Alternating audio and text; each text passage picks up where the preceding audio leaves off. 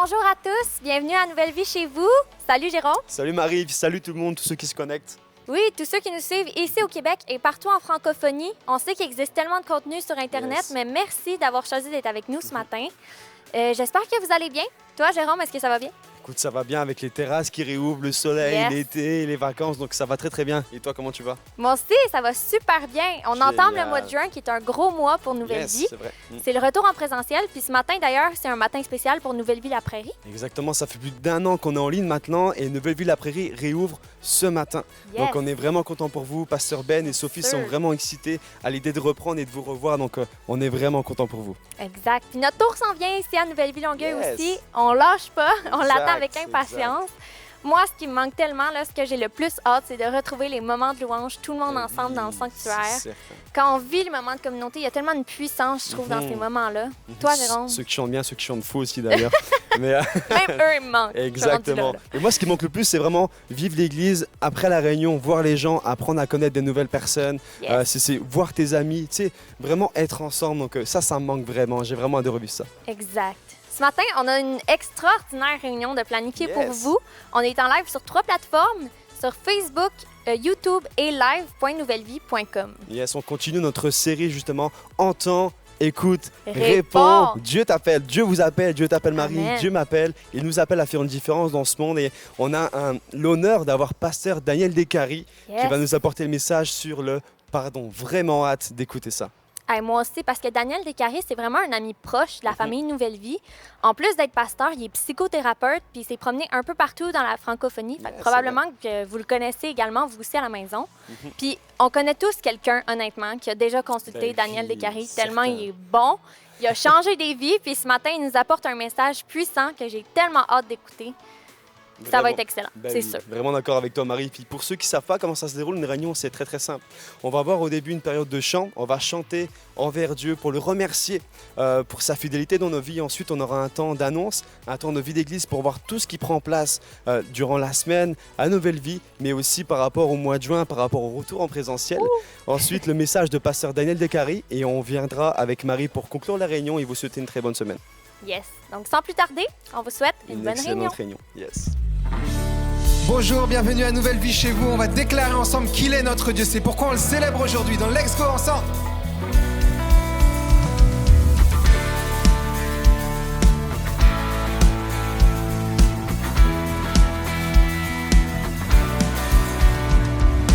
Heureux sont les affligés, car tu viens leur donner ta joie. Heureux sont les cœurs brisés, car toi seul les consoleras.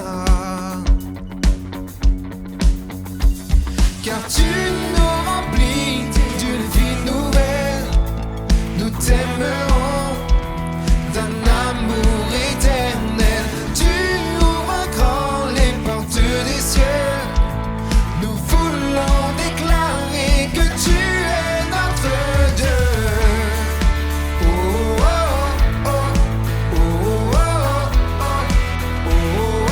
Tu es notre Dieu.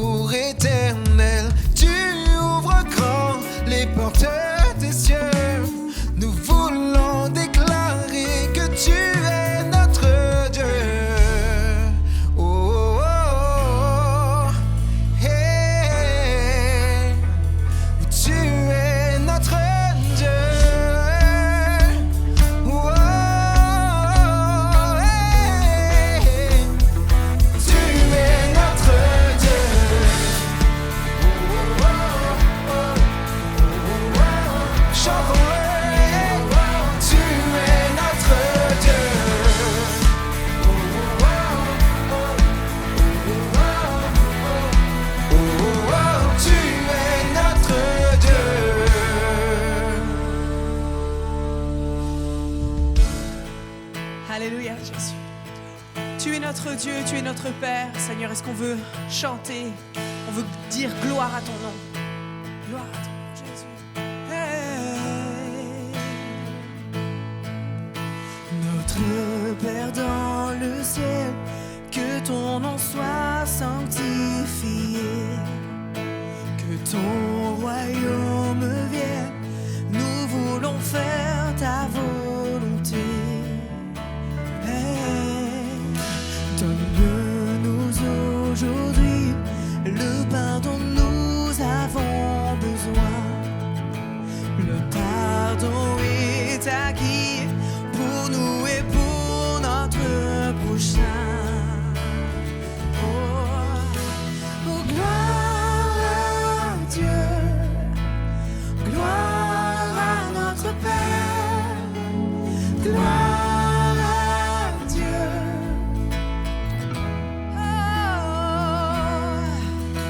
Oh, gloire à Dieu, gloire à notre Père, à lui le règne, la puissance, amen.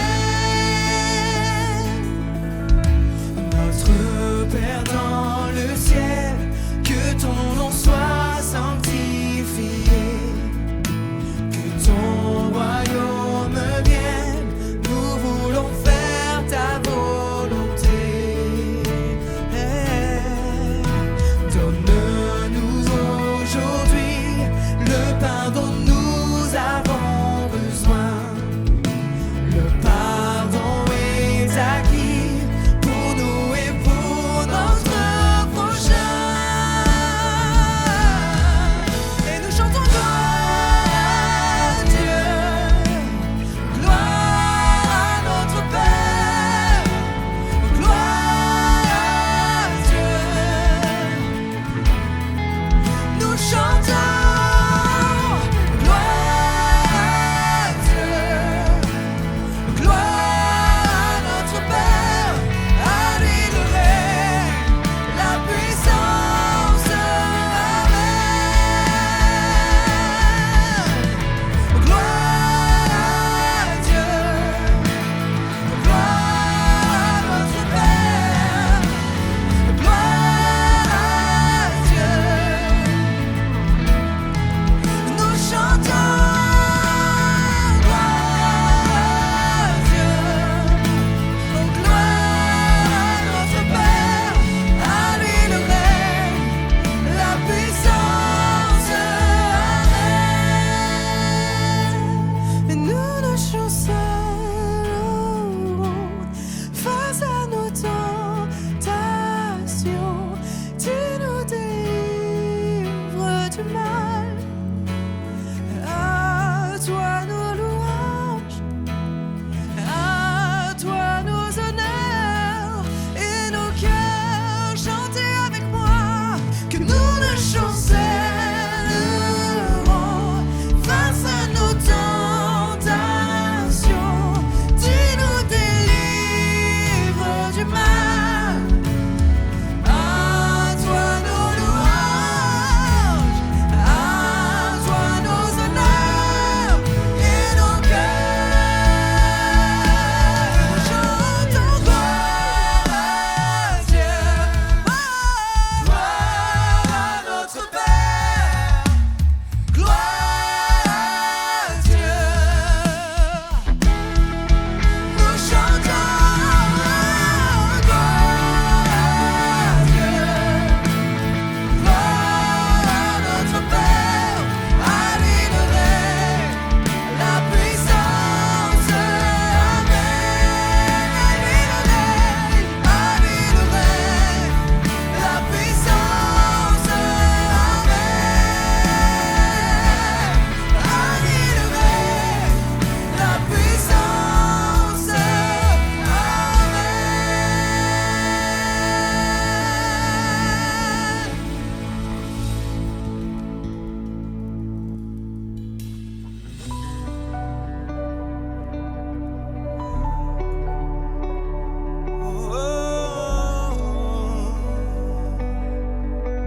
Nous voulons nous rapprocher de toi, Seigneur. c'est notre prière.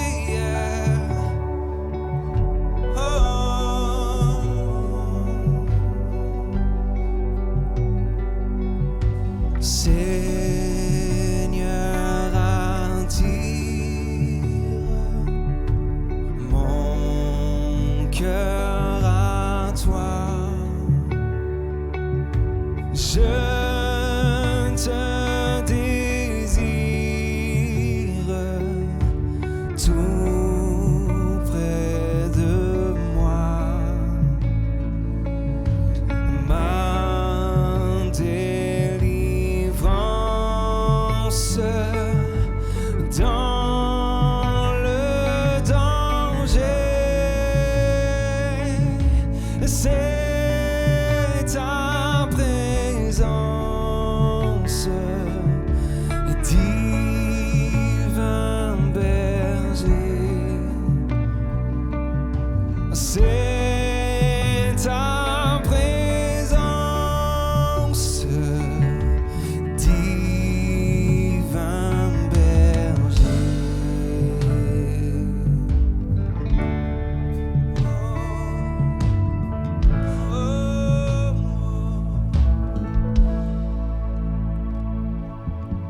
Par ta puissance, brise sous mes ma résistance à tout jamais. Courbe mon être, ma volonté.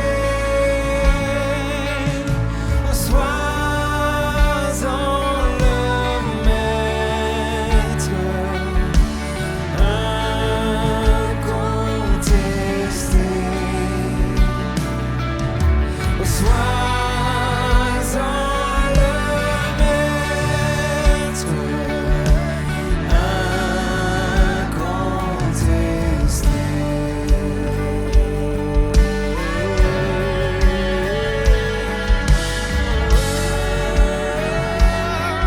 Que ta volonté soit faite dans ma vie.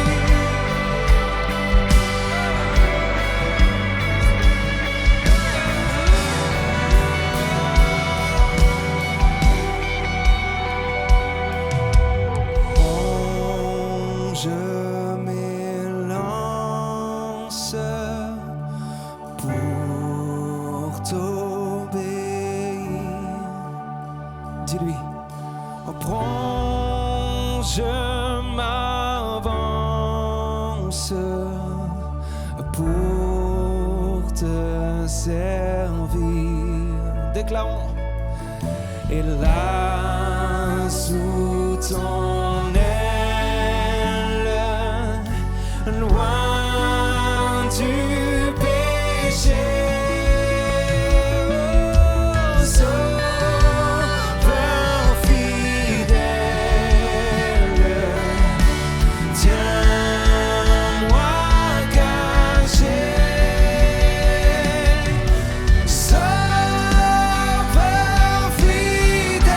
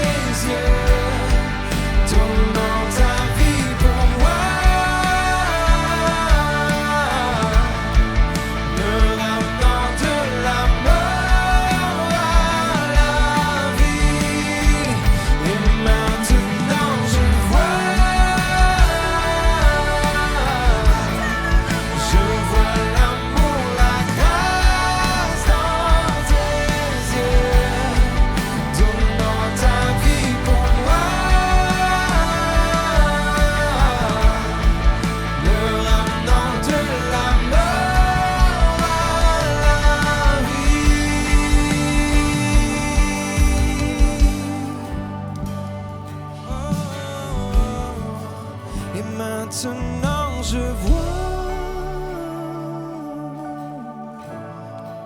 Je vois l'amour, la grâce dans tes yeux, donnant ta vie pour moi,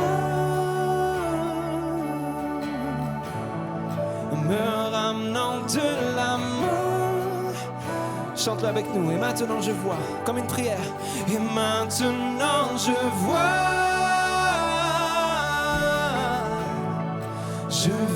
l'amour, la grâce dans tes yeux, donnant ta vie pour moi, me ramenant de la mort à la vie.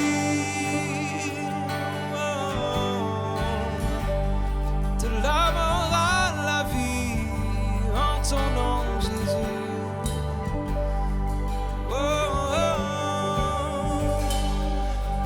Seigneur, on déclare qu'en ton nom, Seigneur, et par la croix, nous avons la vie. Et tout ce qui est mort en nous reprend vie maintenant, alors qu'on invoque ton nom. Jésus-Christ, roi des rois, fils de Dieu. Tu règnes sur nos vies et tout ce qui est mort en nous, tu lui rends la vie. Seigneur, tu rends la vie à des rêves qui ont été oubliés. Tu rends la vie à des appels qui ont été avortés. Seigneur, tu rends la vie à tout ce qui est mort en nous. Et par un mot, Seigneur, tout peut reprendre vie. Maintenant, Seigneur, on te prie pour que ce qui est en nous, Seigneur, soit à ta gloire en toutes choses, en toute situation. Seigneur, on te remet chaque projet dans nos vies. Chaque sphère de nos vies, Seigneur, on te les remet. Seigneur, on te dit que ta volonté soit faite dans nos vies. Seigneur, que le mal soit enlevé de nos vies, Seigneur, et que ta vie et que ta lumière brille dans nos cœurs.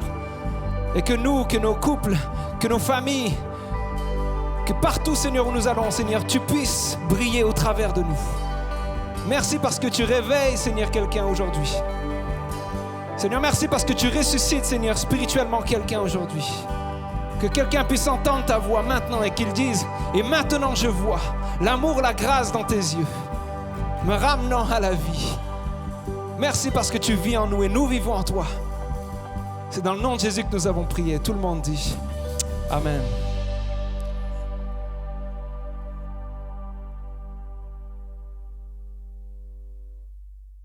Bienvenue à Nouvelle Vie chez vous. Quel moment de worship magnifique. Vous savez, cette équipe d'adorateurs n'est pas là pour faire un spectacle ni pour faire un vidéoclip. Ils sont là pour adorer Dieu avec vous, vous conduire dans la présence de Dieu. C'est un alliage magnifique de talent, de passion et de cœur pour Dieu. Je les remercie pour ces moments magnifiques qu'on vit ensemble à chaque semaine. Et alors qu'on se prépare officiellement, on vous en dit un mot dans un instant, à revenir sur tous nos sites en présentiel dans le mois de juin. On s'arrête pour célébrer comment l'année de pandémie, malgré le fait qu'on n'était pas ensemble, a été une année de croissance, une année de multiplication. Imaginez, au début de la pandémie, il y avait une douzaine de milliers de personnes qui nous suivaient, qui étaient abonnés à notre chaîne YouTube. Maintenant, plus de 75 000 au rythme de croissance actuelle. On a comme objectif d'être plus de 100 000 personnes abonnées à la chaîne YouTube de l'Église Nouvelle Vie. Des centaines de personnes qui sont baptisés, qui passent par les eaux du baptême. Notre prochain baptême est le 13 juin. On va avoir des baptêmes tout l'été.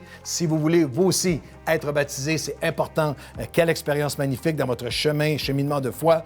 Vous allez simplement vous inscrire à nouvellevie.com/baptême. Il y a aussi nos groupes Nouvelle Vie en Zoom, des gens qui se réunissent en Zoom, qui ont connu une explosion en ligne. Plus de 200 groupes maintenant, plus de 2000 personnes qui se réunissent sur une base régulière en Zoom pour vivre les 3 C de l'Église Nouvelle Vie. Connaître, connecter et contribuer encore plus intensément. Et plein de gens qui nous suivent, qui se sont joints à un groupe en Zoom, qui sont même encore jamais venus à Nouvelle Vie en personne. Et nous vous l'annonçons, nous revenons en personne sur tous nos sites.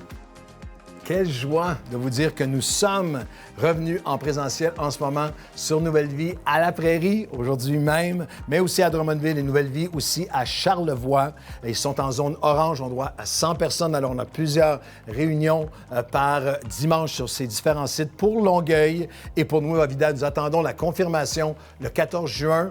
Il va être annoncé qu'on passe en zone jaune, qui nous permettrait d'avoir 250 personnes par réunion. On aura plusieurs réunions, 3 ou 4 à Longueuil dès le commencement et Nueva Vida qui va suivre. Et on se donne comme date du 27 juin. Dimanche, le 27 juin, on devrait revenir en présentiel. Suivez bien toutes nos annonces sur les médias sociaux, un hebdo spécial qu'on va vous préparer dans les prochains jours pour vous dire comment vous inscrire, comment venir vivre ces moments-là ensemble. Je vais être là à Longueuil pour non seulement vivre la louange, la prédication, la prière avec vous, être là pour même pas vous serrer la main, juste vous saluer en personne. On va vivre quelque chose d'extraordinaire alors qu'on va être de retour et peut-être aussi vous demander de prier. Nous avons écrit, fait parvenir une lettre officielle, non seulement au nom de Nouvelle Vie et de l'ACF, mais du réseau des évangéliques du Québec qui rassemble plusieurs familles d'églises, une quinzaine de familles d'églises. On a écrit une lettre à notre premier ministre et aussi à toute la santé publique. La lettre va être disponible dès demain. Vous allez pouvoir la lire sur Facebook où on fait nos demandes spécifiques. En particulier, nous voulons avoir le droit de nous rassembler de manière proportionnelle à la grandeur de la salle dans laquelle nous nous retrouvons, ainsi que quelques autres demandes spécifiques. Allez voir ça sur notre page Facebook. Partagez-la avec tous. Écrivez vous-même à vos députés. C'est le temps de revenir en présentiel en plus grand nombre sur tous nos sites à Nouvelle Vie. Alors que la saison des vacances approche, l'organisme Action Nouvelle Vie n'est jamais en vacances. Continue à rejoindre plus de 15 000 personnes à tous les mois à travers sa banque alimentaire, une pléiade d'autres services. L'énoncé de mission de l'organisme Action Nouvelle Vie. Action Nouvelle Vie apporte une aide concrète de façon humaine aux personnes en difficulté en mettant une emphase sur le bien-être des enfants et des jeunes afin d'améliorer leurs conditions de vie et d'insuffler l'espoir. Pour les milliers qui sont nouveaux sur Nouvelle Vie chez vous, regardez cette vidéo, Action Nouvelle Vie en 1 minute. Je ne savais pas à quoi m'attendre, non, effectivement. J'espérais juste un petit peu, puis on m'a donné énormément.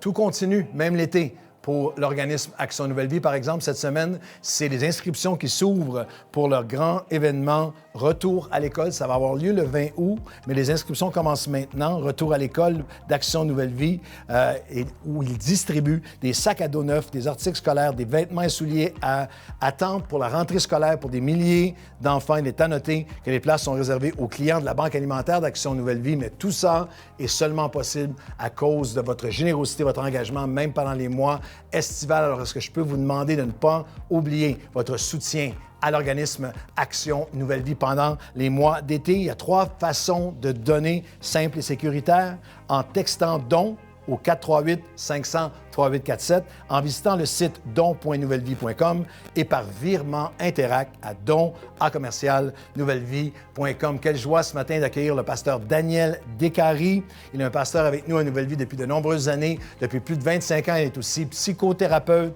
conférencier, professeur à l'Institut de théologie pour la francophonie, qui est accrédité par l'Université Laval dans le programme de baccalauréat et de maîtrise. Il fait partie de notre équipe et dans le cadre de notre série de messages « Entends, écoute et réponds, Dieu t'appelle ». Son message ce matin, l'appel au pardon. Le pardon pour moi, c'est d'abord et avant tout un acte de volonté, un acte de choisir, un acte de décider de déchirer une page, décider d'effacer une dette, d'effacer le passé, en quelque sorte. Le pardon pour moi, c'est de reconnaître d'une certaine manière l'état de l'autre personne. Comprendre que l'autre personne est juste humaine et puis qu'elle est faillible. Puis vraiment, je pense juste avoir une compassion pour l'autre personne ce qu'elle vit en fait. Si elle t'a offensé, c'est qu'elle est elle-même blessée.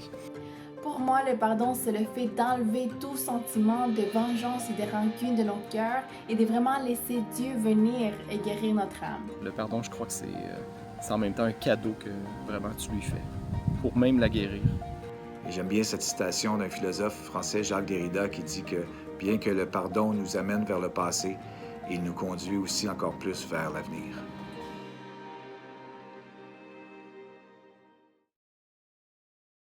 Bonjour Nouvelle Vie, quelle joie pour moi d'être avec vous. Je remercie Pasteur Claude de l'opportunité de pouvoir vous apporter un message dans la série « Entends, écoute, réponds, Dieu t'appelle ». Et aujourd'hui, j'aimerais aborder l'appel au pardon. Vous savez, quelqu'un a déjà dit « L'erreur est humaine, mais le pardon est divin ».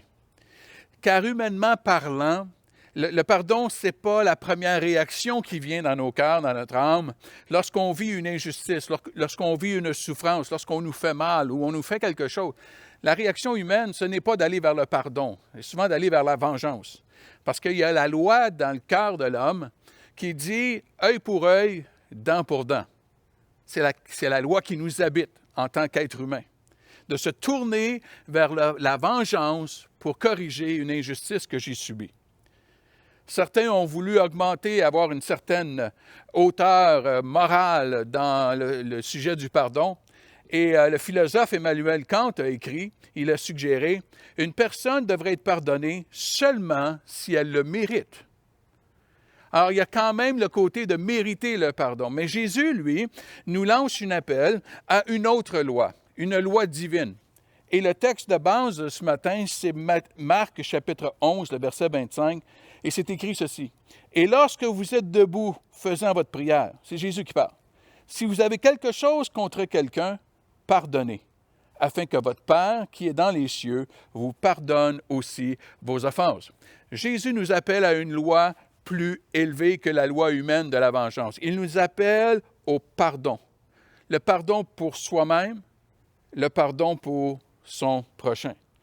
Et quand je pense au pardon que j'ai reçu à l'œuvre de la croix à Jésus, lorsque je regarde Jésus à la croix pour mon pardon, et que j'entends Jésus dire « Père, pardonne-leur, parce qu'ils ne savent pas ce qu'ils font. » Je suis confronté à la demande de Jésus aussi de pardonner, mais c'est là que je vais y trouver la force de pardonner mon prochain.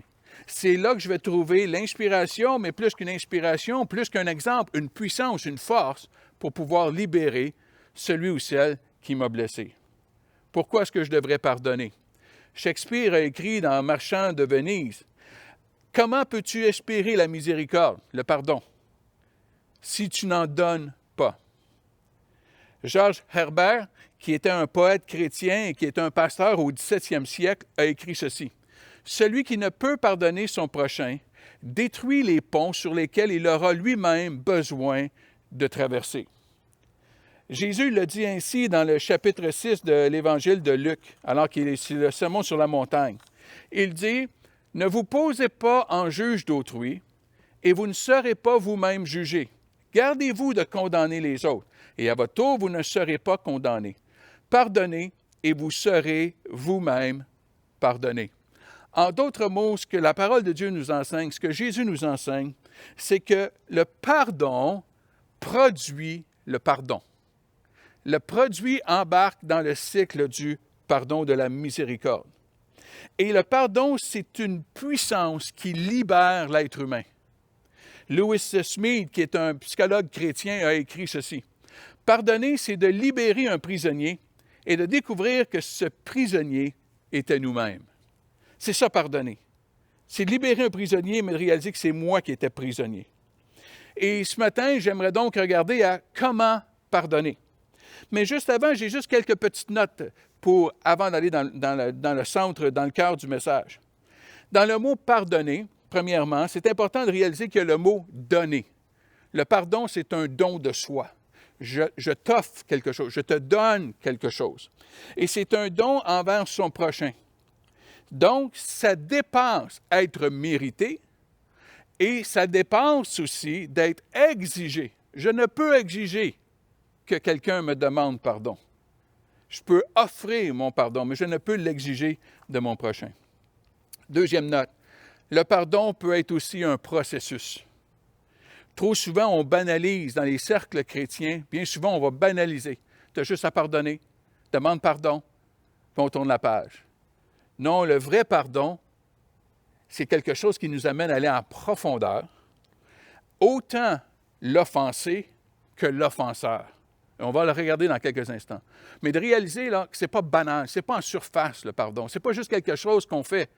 C'est une réflexion, c'est un processus, c'est un travail intérieur qui nous amène à une conviction ou qui nous amène à un relâchement de pardonner son prochain. Et la troisième, c'est, étant donné que c'est un travail en profondeur, je vais avoir souvent besoin de l'aide de Dieu pour marcher selon la loi divine du pardon.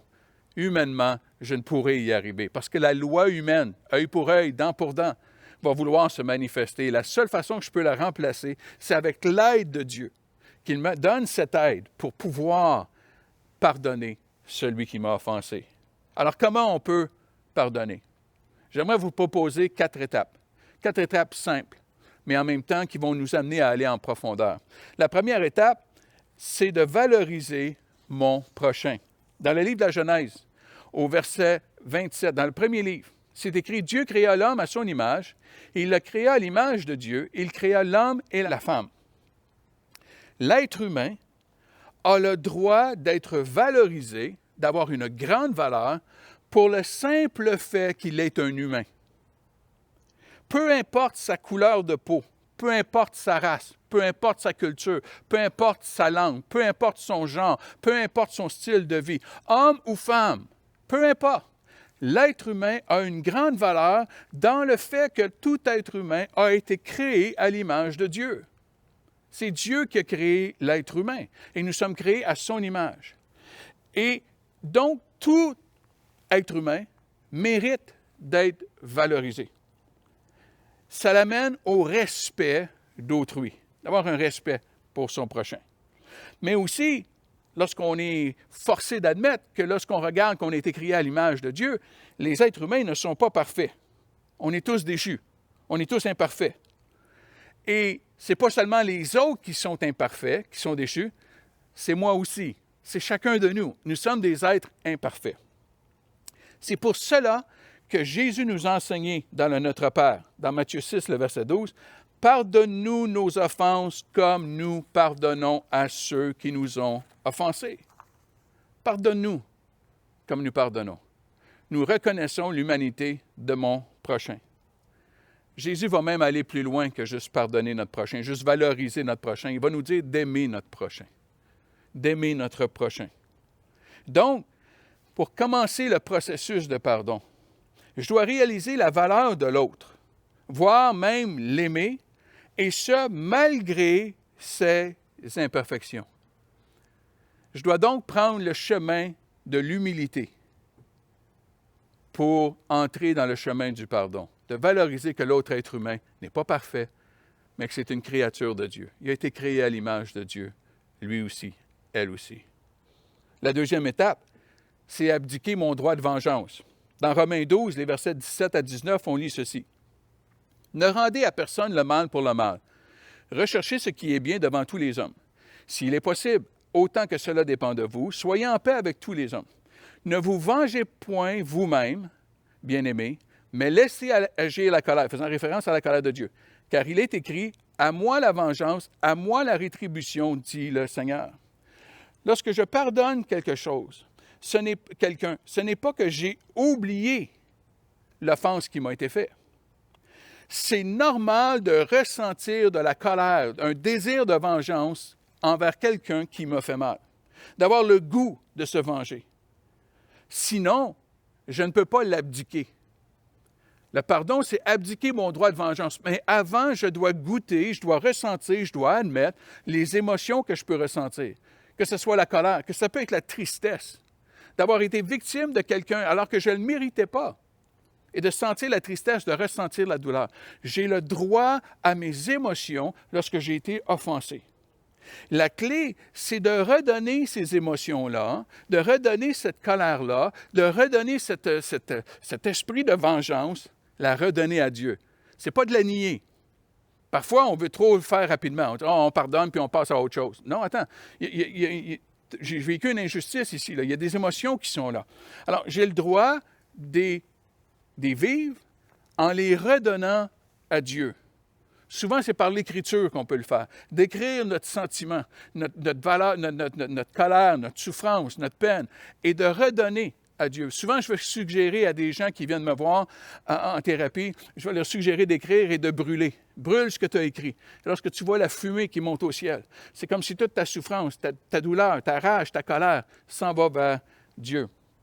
Ce n'est pas un concept nouveau, ce n'est pas un concept nouveau de la psychologie moderne. Au contraire, quand je regarde le psaume 58, le verset 7, j'entends et je lis David qui dit « Ô Dieu », il parle de ses ennemis, « Ô Dieu, brise-leur les dents dans la bouche ».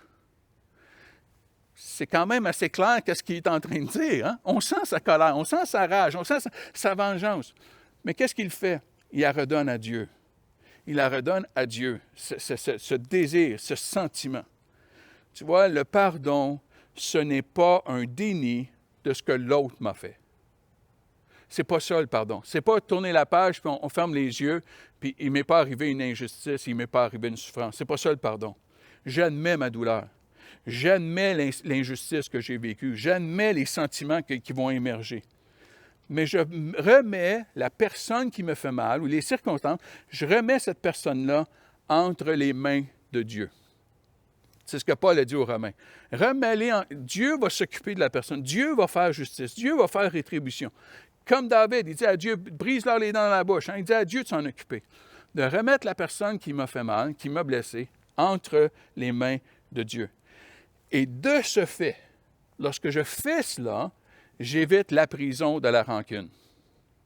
Tu sais, la rancune, c'est quand quelqu'un m'a blessé et que j'en veux à la personne. Et c'est comme si je prends la personne, je la mets dans un cachot et je m'assis devant la porte du cachot pour m'assurer que la personne ne sortira pas. Après un certain temps, il va y avoir une prise de conscience qui va émerger, que si je suis devant la porte du cachot, ça veut dire que moi aussi, je suis en prison. Moi aussi, je reste en prison. Et la réalité, c'est que bien souvent, la personne qu'on pense garder dans un cachot continue de vivre sa vie librement. Le seul qui est en prison, c'est nous. Tu vois, quand je pardonne, ça m'évite de rentrer dans la prison. C'est comme si je m'assoyais devant la porte du cachot, la personne est là qui me fait mal, et c'est comme si je disais à Jésus, « Jésus, viens prendre ma place ici, là. Moi, je veux vivre ma vie. Viens prendre ma place. Toi, fais justice. Toi, prends la personne entre tes mains. Je peux te faire confiance. Que ta justice, elle est droite et elle est pure. Tu connais tout et tu as tout vu, ce qui m'a été fait. » L'amertume qui peut grandir suite à la rancune, hein? L'amertume qui vient corrompre toutes nos relations parfois autour de nous. L'amertume, c'est comme boire du poison et de penser que c'est l'autre personne qui va être malade, alors que c'est moi qui est en train de s'autodétruire. Donc, indépendamment si l'autre m'a demandé pardon ou pas, je ne suis pas une victime impuissante, mais je décide d'abdiquer mon droit de vengeance. J'aurais le droit de me venger, mais je choisis de l'abdiquer, puis de le remettre entre les mains de Dieu et de relâcher l'emprise que l'autre a sur moi. C'est ça le pardon. J'ai le droit de me venger, j'abdique mon droit, et là, j'enlève toute l'autorité, toute l'emprise que l'autre personne a sur moi, parce que je l'ai remis maintenant entre les mains de Jésus. Je n'ai pas besoin que l'autre me demande pardon pour faire ceci. Je choisis de pardonner. Avec l'aide de Dieu, je choisis de dire, « Seigneur, prends la personne qui me fait mal, prends la personne qui m'a blessé, prends la personne qui m'a abusé, et qu'elle te rende des comptes pour ses comportements envers moi. Que cette personne n'ait plus d'emprise sur moi. Je veux sortir de la prison. Je veux sortir de la prison. » Tu sais, il y a des fois qui sont dans nos vies, il y a des gens qui sont décédés aujourd'hui. Tu as besoin de les relâcher. Ils t'ont fait mal. C'est vrai, Dieu a vu. Tu as besoin de les relâcher aujourd'hui. C'est entre les mains de Dieu maintenant. Moi, je peux être libre. Je sais que sa justice va être bonne. Ce qui m'amène à la troisième étape. La troisième étape est celle de reconstruire la confiance. Reconstruire la confiance. Pardonner ne veut pas dire qu'on continue dans une relation abusive aveuglément. Ça ne veut pas dire parce que je t'ai pardonné qu'on continue comme si rien s'était passé. Non, il y a quelque chose qui s'est passé parce que j'ai besoin de réaliser que lorsque une injustice m'est faite, je peux te pardonner, mais j'ai perdu confiance en toi. C'est la confiance qui a besoin d'être reconstruite. Souvent, j'entends des couples qui viennent me voir et j'entends un des deux couples, un des deux conjoints me dire ceci. Elle m'a dit qu'elle m'a pardonné, mais je te garantis qu'elle n'a pas oublié. Bien, tu vois, la réalité est, l'être humain n'a pas la capacité d'oublier. On n'a pas été créé pour oublier. Au contraire, on emmagasine souvenir après souvenir, mémoire après mémoire, événement après événement. Boris Cyrulnik est un psychiatre français, l'a écrit comme ceci. Sans la mémoire des meurtrissures du passé, nous ne serions ni heureux ni malheureux, car l'instant serait notre tyran. En d'autres mots, lorsque je perds souvenir de ce que j'ai vécu, je ne peux pas trouver le bonheur ni le malheur, parce que je suis sous le règne tyrannique du présent. Si tu regardes des gens qui souffrent, par exemple, d'Alzheimer, on ne les cite pas comme exemple de pardon. C'est des gens qui souffrent parce qu'ils ont perdu la mémoire, souvent la mémoire à court terme. Pardonner, ce n'est pas oublier. Et j'ai besoin de réaliser que lorsque je pardonne, je remets la personne entre les mains de Dieu, mais maintenant, on a besoin, si la relation est pour continuer, on a besoin de rétablir la confiance, parce que tu m'as fait mal. Et la première étape pour reconstruire la confiance, c'est que l'autre reconnaisse qu'il m'a fait mal.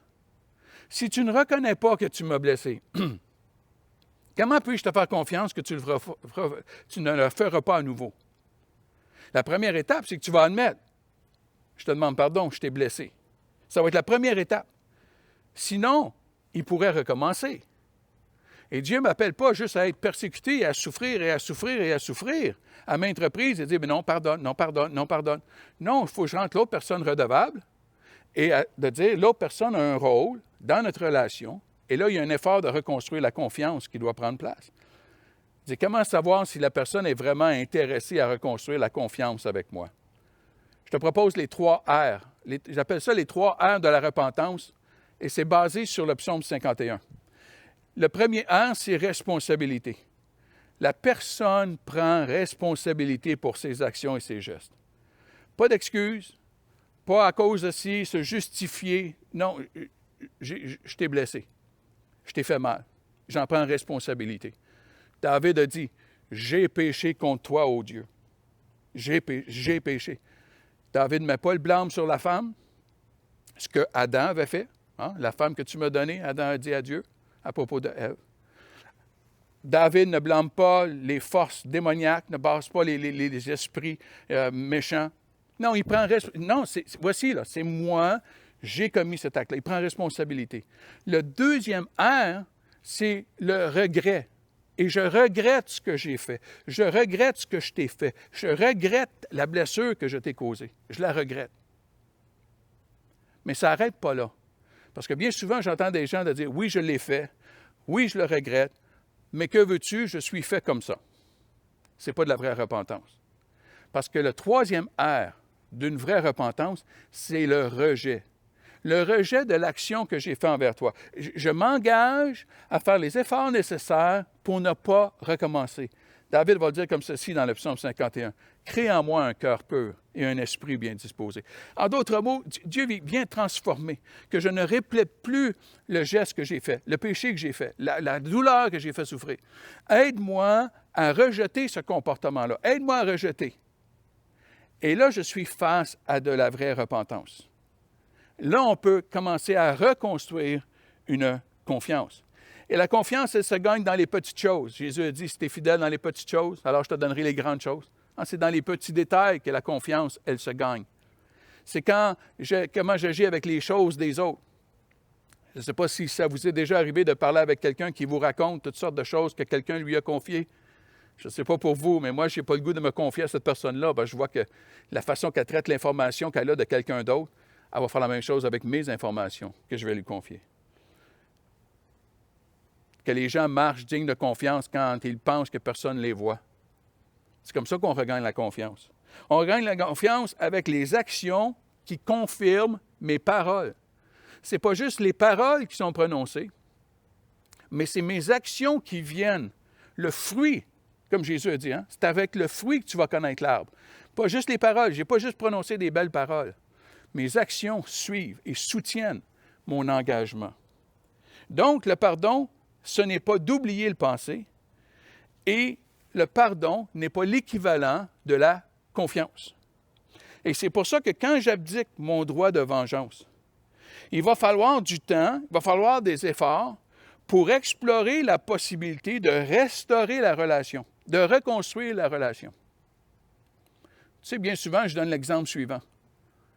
Si je te donne un coup de couteau dans la jambe et qu'après mon geste, je me rends compte de l'impulsivité de mon geste et que je te dis, je te demande pardon.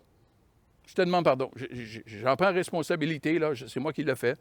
Je le regrette énormément et je vais faire tous les efforts pour ne pas te redonner un coup de couteau dans la jambe. Tu pourras, hein, avec un élan de foi, dire « Oui, Daniel, je te pardonne. » Mais il va y avoir deux choses. La première chose, c'est que tu vas être très nerveux si j'ai encore un couteau proche de moi. Parce que la confiance, elle n'y est pas là. J'ai besoin de regagner ta confiance. Ça va prendre du temps pour regagner ta confiance. Mais la deuxième chose, c'est que même si tu me pardonnes sur le moment, tu vas sortir en boitant de mon bureau. Tu vas sortir, tu vas avoir encore mal parce que la plaie va être encore là. Ce n'est pas que tu ne m'as pas pardonné. Tu m'as pardonné, mais tu as encore mal. C'est encore douloureux pour toi. Et j'ai besoin d'accorder le temps pour guérir, l'effort de guérir et mes efforts de reconstruire une relation. Et ensuite, la quatrième étape, c'est celle de regarder vers le futur. De regarder vers le futur. L'apôtre Paul le dit comme ceci dans Philippiens. « Oubliant ce qui est en arrière et me portant vers ce qui est en avant. » La réalité est, si je veux marcher dans les voies du pardon, il y a un moment où je dois me tourner vers le futur. Quand j'ai reconnu l'humanité de l'autre, sa valeur en tant qu'humain, qui n'est pas parfait, et que je me suis dégagé de mes émotions, je me suis dégagé de mes sentiments de colère, de vengeance, de tristesse, de douleur, et que j'ai abdiqué ce droit de vengeance, je dois me tourner vers le futur maintenant. C'est pas que j'ai oublié mon passé, je ne l'ai pas oublié mon passé, mais je choisis de regarder vers demain. Mon passé, il est là. Je vois les impacts encore sur moi aujourd'hui, les blessures, les cicatrices. Mais je choisis avec l'aide de Dieu de regarder vers demain. Et c'est ici que parfois, on doit faire le deuil de certaines relations parce qu'il n'y a pas eu d'effort ou d'admission de l'autre côté. Je peux te pardonner, mais s'il n'y a pas d'effort de ton côté, s'il n'y a pas ce désir de dire « Daniel, je veux restaurer ma relation avec toi », il y a possibilité que j'ai besoin de faire le deuil de cette relation-là, qu'on ne pourra pas être en relation. Ça ne veut pas dire que je te veux du mal, ça ne veut pas dire que je ne t'ai pas pardonné, ça veut simplement dire que j'ai choisi de me protéger. Jésus nous a enseigné d'aimer son prochain comme soi-même. Et il arrive un temps où j'ai le droit de me protéger parce que tu n'as pas fait ta part. Et là, parfois, il faut que je fasse le deuil d'une relation quand je regarde en avant. Mais aussi qu'il faut reconstruire la confiance, des efforts dans les relations qui vont demeurer. Si je regarde vers l'avant, j'ai besoin d'avancer et d'aller dans l'effort de reconstruire la confiance dans ma relation. Mais je choisis, avec l'aide de Dieu et la confiance en sa justice, de ne plus vivre dans le passé. C'est un choix qui est difficile, qui est tellement difficile, qui n'est pas humain. J'ai besoin de l'aide de Dieu. Parce que c'est une étape de confiance en Dieu. De remettre la personne qui m'a fait tellement mal, l'injustice que j'ai vécue, et de me souvenir, Seigneur, toi, tu as tout vu. Tu l'as vu, toi. Tu as vu l'injustice qu'on m'a fait vivre. Et je vais te faire confiance. Dans ta justice, dans ta droiture, mais dans ta grâce aussi. Tu vas rendre les gens redevables devant toi. Moi, je veux être libre.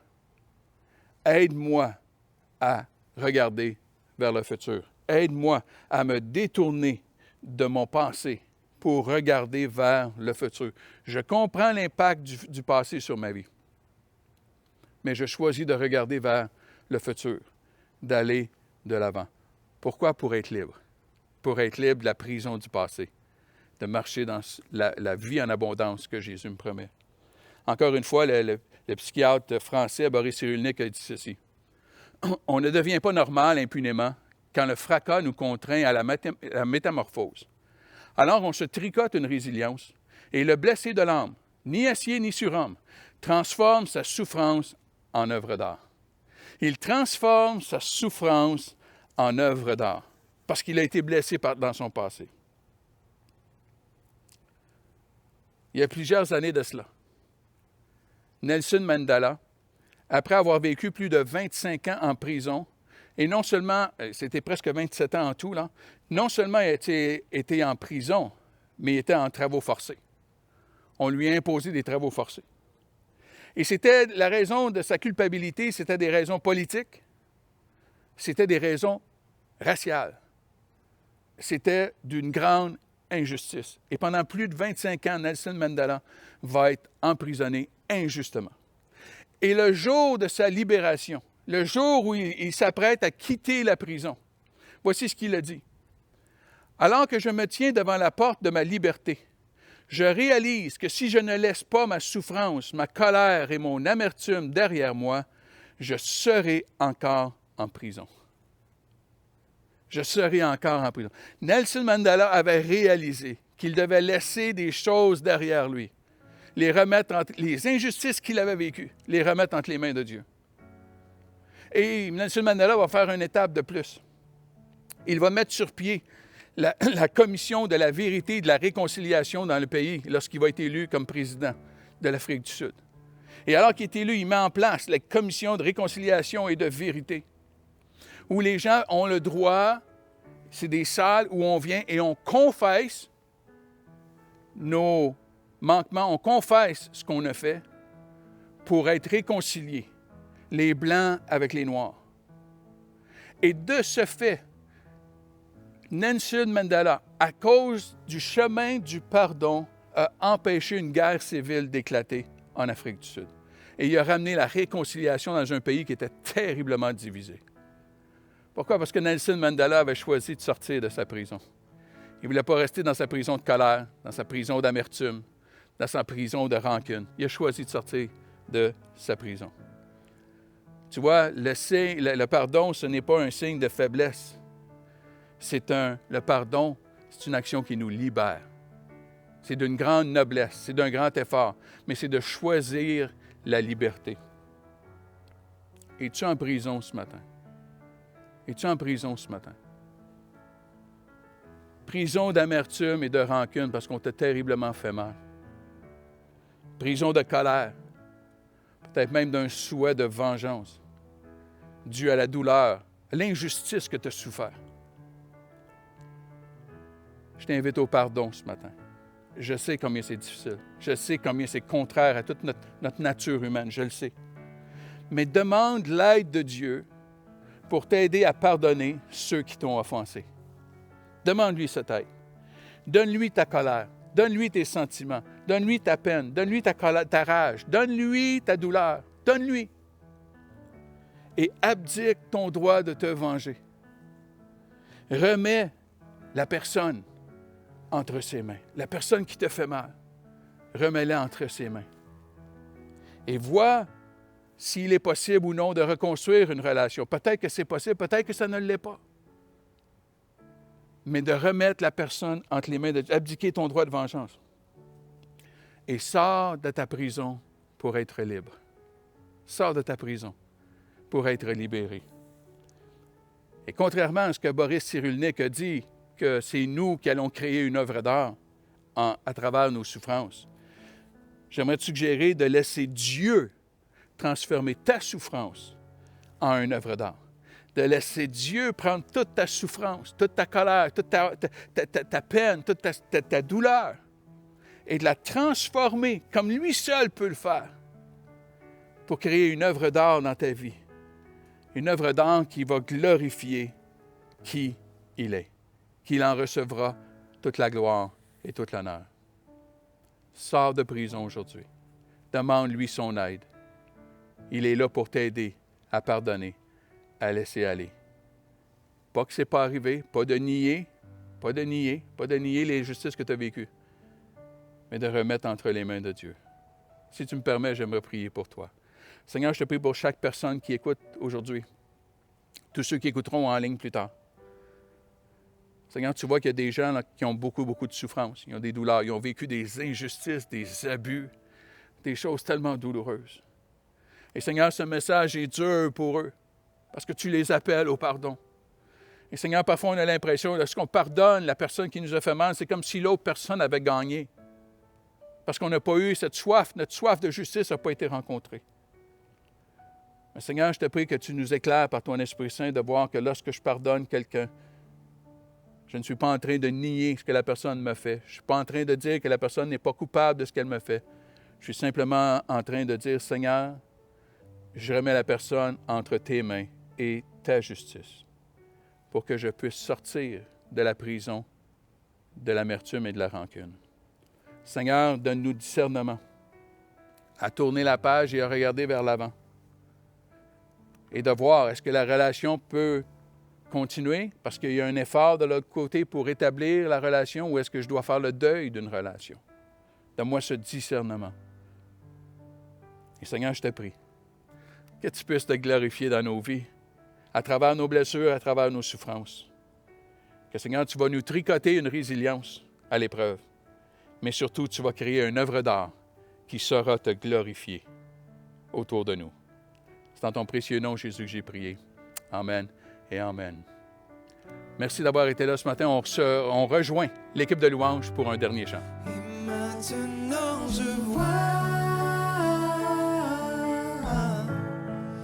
vois l'amour, la grâce dans tes yeux, donnant ta vie pour moi, me ramenant de la mort à la vie. Et maintenant je